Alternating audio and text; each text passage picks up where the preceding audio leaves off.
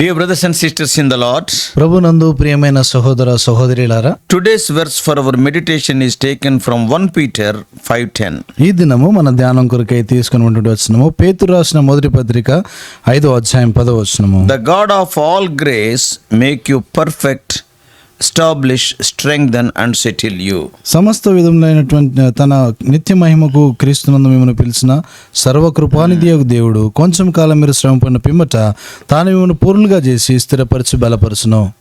Apostle Peter's life can be divided into 3 parts. అపోస్తలుడైన పేతురు యొక్క జీవితమును 3 భాగాలుగా మనం చేయవచ్చు. 3 major parts. 3 ప్రాముఖ్యమైన భాగాలు. Firstly, మొదటిది Peter in the Gospels. సువార్తల్లో ఉన్నటువంటి పేతురు. Secondly, రెండోది Peter in the Acts of Apostles. అపోస్తల కార్యముల్లో ఉన్నటువంటి పేతురు. And thirdly, మూడోది and Peter in his epistles. తన పత్రికలో ఉన్నటువంటి పేతురు. In Gospels, Peter was a student. సువార్తల్లో చూస్తే ఈ యొక్క పేతురు విద్యార్థిగా ఉంటా వచ్చాడు. He is a learner, he is a disciple. ఆయన శిష్యుడిగా అంటే నేర్చుకునేటువంటి వాడుగా ఉన్నాడు. The master being Jesus Christ himself. యజమానుడు యేసుప్రభువారే ఆయన ఉంటా వచ్చాడు. In the Acts of Apostles, అపోస్తల కార్యములో Peter was a servant or worker. ఈ యొక్క పేతురు ఆయన చూస్తే పనిచేసేటువంటి వాడుగా దాసుడుగా ఉన్నాడు. And in his 2 epistles, we can see Peter as a teacher. తాను రాసినటువంటి 2 పత్రికల్లో పేతురు ఒక బోధకుడు, ఉపాధ్యాయుడిగా కనబడుతున్నాడు. He is writing all his experiences for our benefit. మన యొక్క మేలు కొరకై తన యొక్క అనుభవాలన్నీ కూడా రాస్తూ వచ్చాడు. He is teaching us. ఆయన మనకు బోధిస్తున్నాడు. Now in his epistles, we see him as an aged apostle. ఆయన యొక్క పత్రికల్లో ఎంతో అంటే పెద్దవాడైనటువంటి అపోస్తలుడిగా కనబడుతున్నాడు. Though he denied the Lord in the early days of his Christian life, తన క్రైస్తవ జీవిత ఆరంభంలో దేవుని విషయమైన నిరాకరించినా కూడా బొంకినా కూడా later he came to an understanding that suffering precedes glory in the life of a believer. తర్వాత ఆయన గ్రహించినటువంటి విషయం ఏంటంటే విశ్వాస యొక్క జీవితంలో హింస ద్వారా గొప్ప మహిమ వస్తుందని గ్రహించినాడు. Suffering will precede glory. ఈ యొక్క హింస చూస్తే హింస ద్వారా మహిమ అనేటువంటిది వస్తుంది. మహిమకు ముందు హింస ఉంటుంది. మహిమకు ముందు హింస ఉంటుంది. Sadness comes, before joy comes. మీకు సంతోషం వచ్చి దానికి ముందుగా దుఃఖం ఉంటుంది. And the darkest night of mourning will finally turn into the brightest noonday of sun. ఈ యొక్క చీకటి మయమైనటువంటి ఆ యొక్క దుఃఖ పరిస్థితి ఎంతో ప్రకాశమైనటువంటి వెలుగుగా ఆ యొక్క పచ్చబగలున్నటువంటి వెలుతురుగా సంతోషంగా మారుతుంది. That's what Peter is writing in the verse for our meditation today. మన ధ్యానం కొరకినటువంటి వచనంలో పేతురు ఆ మాటే రాస్తున్నాడు. What he is writing? అని ఏం రాస్తున్నాడు? After that ye have suffered a while. కొంచెం కాలము మీరు శ్రమ పడిన పిమ్మట అంటాడు. Then he goes on writing that God will make us perfect, establish, strengthen and settle us. తర్వాత ఆయన రాస్తాడు దేవుడు మిమ్మల్ని పూర్ణులుగా స్థిరపరిచి బలపరచును అని అంటాడు. Peter made it clear that suffering for a Christian is inevitable, unavoidable and inescapable. పేతురు ఎంతో స్పష్టంగా ఈ మాట చెప్తా వస్తున్నాడు ఏంటంటే దేవుని యొక్క బిడ్డలకు ఈ యొక్క శ్రమలు అనేటువంటివి అవి ఇంకా విడదీయలేనటువంటివి, అవి ఇంకా తప్పించుకోలేనటువంటి పరిస్థితులు అని చెప్తా వచ్చాడు. Suffering as a Christian is not a matter of choice but the certain consequence of our faith in Christ. ఈ యొక్క క్రైస్తవ జీవితంలో శ్రమ పడుట అనేటువంటిది అదేదో నాకు అనుకుంటే వచ్చేది కాదు, కానీ అది నిశ్చయముగా మన జీవితాల్లో ఉండేటువంటి సంగతులు. Because of it is the consequence of our faith in Christ. మనము క్రీస్తునందు ఉంచినటువంటి విశ్వాసాన్ని బట్టి వచ్చినటువంటి పరిణామము. Jesus also suffered. యేసు ప్రభువారు కూడా శ్రమ పడ్డారు. Isaiah prophesied in advance that Jesus would be despised, rejected, wounded, ill-treated, maligned and beaten.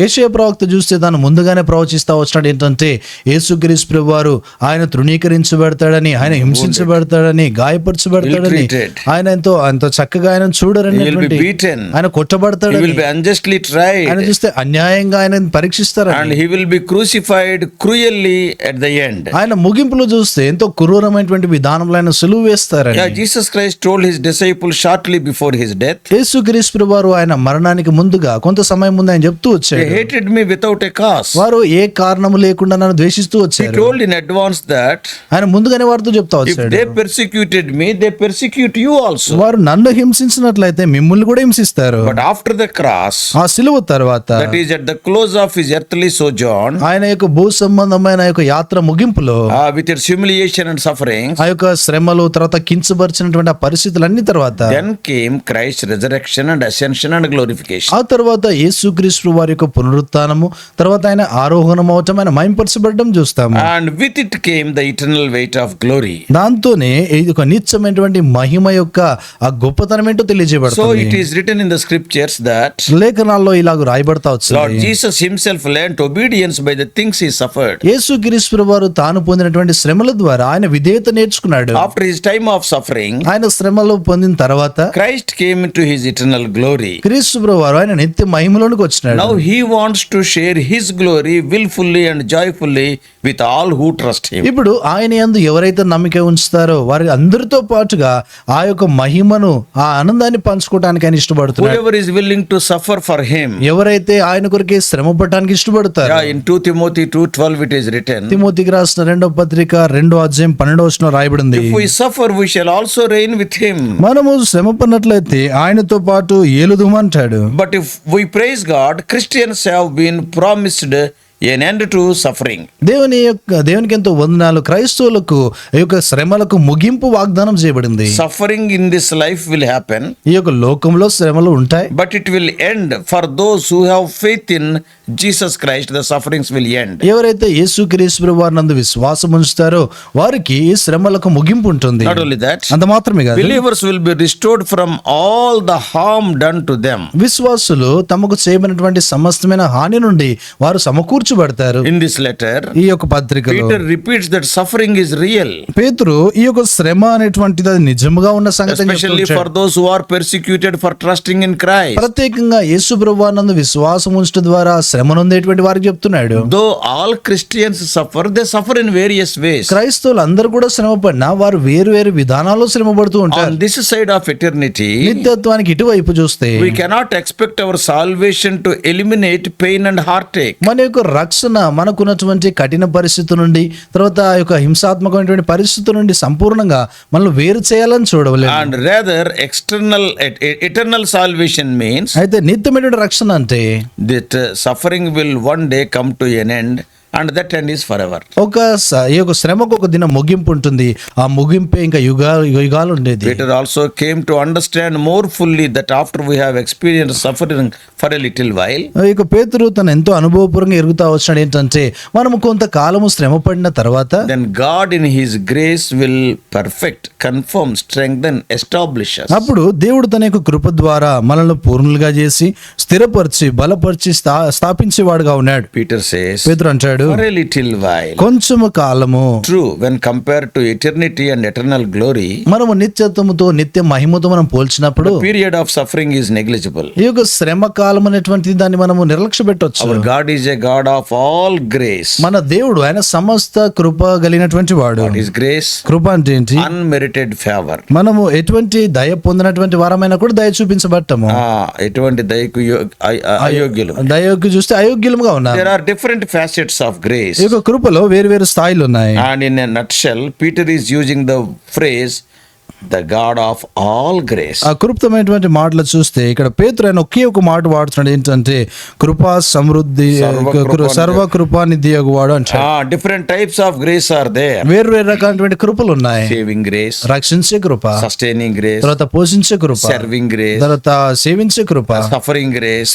శ్రమ పడేటువంటి So సమయంలో many ఉండే types Krupa. of graces are there. ఆ రీతిగా అనేకమైనటువంటి కృపలు ఉన్నాయి. By his grace he saved us from the price of our sin. ఆయన యొక్క కృప ద్వారా మనం పాపం ద్వారా వచ్చేటువంటి ఆ యొక్క క్రయము నుండి He రక్షించబడ్డాము. saved us from eternal death. నిత్యమైనటువంటి మరణం నుండి రక్షించినాడు. If not for eternity, we would be separated from God. లేనట్లయితే మనం నిత్యత్వము దేవుని నుండి వేరైపోయేవారము. We would be spending our eternity in hellfire. మనము నిత్య నరకములో ఆ యొక్క మన యొక్క జీవితాన్ని మనం గడిపేటువంటి This వారము. was made possible only through faith in Jesus Christ. ఇది కేవలం యేసు ప్రభువారి నందు ఉంచే విశ్వాసం ద్వారా మాత్రమే సాధ్యము. Now by his grace, God has called us to share in his glory in Christ forever. ఇప్పుడు ఆయన కృప ద్వారా యేసు ప్రభువారి నందు ఆ మహిమను పంచుకొనటానికి ఆయన మనల్ని పిలిచినాడు. Yeah, without grace there is no glory again. ఈ యొక్క కృప లేకుంటే మనకి ఇంకా మహిమ లేదు. Out of grace only he is giving glory. ఈ కృప ద్వారా ఆయన మహిమ ఇస్తున్నాడు. This is the destiny of every believer. ప్రతి విశ్వాసి యొక్క గమ్యస్థానం ఇది. Although suffering is not something which we relish, which is not happy.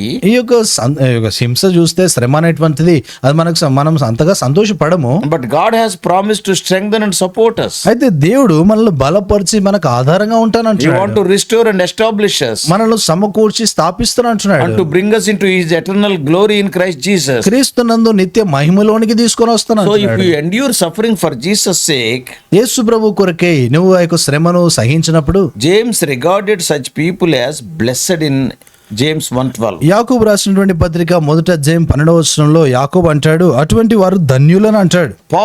Paul also says that suffering of this present time is not worthy to be compared with the glory that will be revealed to us. పౌలు కూడా ఆయన మాట్లాడేటువంటి మాటలు ఆయన చెప్తా ఉంటాడు, ఈ యొక్క ప్రస్తుతమైనటువంటి శ్రమలు రాబోయేటువంటి మహిమతో పోల్చడానికి ఎన్నదగినవి కావు అంటాడు. Romans 8:18. రోమిలకు రాసిన పత్రిక 8:18. That's why Paul's passionate cry was that I may know him. అందుకొరకే పౌలు ఎడతేయకుండా ఎంతో ఆసక్తితో ఆయన చేసినటువంటి విజ్ఞాపన ఏంటంటే ఆయనను ఎరుగు నిమిత్తం అంటాడు. In Philippians 3:10, ఫిలిప్పీయులకు రాసిన పత్రిక 3:10 what Paul is writing, పౌలు ఏం రాస్తున్నాడు? that I may know Christ and the power of his resurrection, that I may have fellowship with Jesus in his sufferings and be made conformable unto his death. నేను ఏ విధము చేతనను మృతుల నుండి నాకు పునరుత్థానం కలగవలనని ఆయన మరణ విషయంలో సమాన అనుభవం గలవాడినై ఆయనను ఆయన పునరుత్థానం బలమును ఎరుగు నిమిత్తము.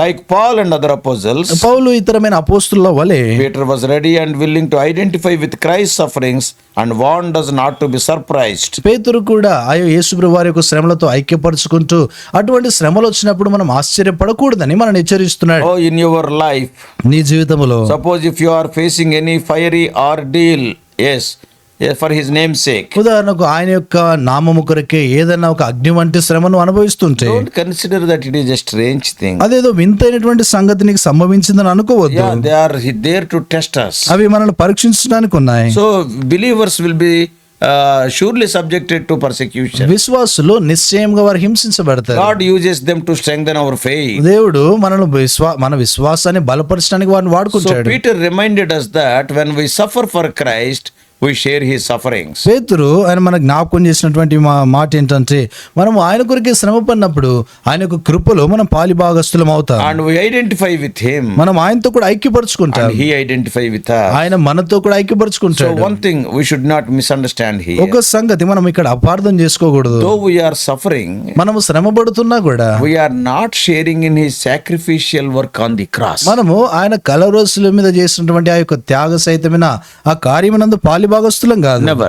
ఎన్నడూ కూడా కాదు. See, the work of salvation through his suffering, only Christ and Christ's sufferings. ఆయన శిలువ మీద చేసినటువంటి ఆ యొక్క రక్షణ కార్యం కేవలము ఆయన ద్వారా మాత్రమే జరిగింది. Christ alone paid the price for our sin. క్రీస్తు ప్రభువు వారు మాత్రమే పాపానికి క్రయాన్ని చెల్లించినాడు. But we share in his humiliation. అయితే ఆయన యొక్క అవమానం. అవమానంలో మనం పాలిభాగస్తులం We అవుతాం. participate in his suffering because we are his body. మనం ఆయన శరీరం గనక ఆయన శ్రమల్లో మనం పాలిభాగస్తులం We are the అవుతాం. body of Christ. మనం క్రీస్తు ప్రభువు వారి యొక్క శరీరం. Though we suffer a little today, మనం ఈ దినాన కొంచెం శ్రమ పడినా కూడా oh, what a rejoicing it will be when we share his glory in future. భవిష్యత్తులో ఆయన యొక్క మహిమను పంచుకున్నప్పుడు ఎంత గొప్ప సంతోషం అది. And that mahima, that glory is not for one day, for it is for eternity. ఆ యొక్క మహిమ ఒక దినం కొరకే కాదు కానీ యుగ యుగములు ఉండే That's why పోయేది. it is known as eternal glory. అందుకొరకే అది చెప్పబడింది నిత్యమైన మహిమ. A day is coming when we will greatly rejoice with all of his saints in heaven. ఒక దినం రాబోతా ఉంది. ఆ దినాన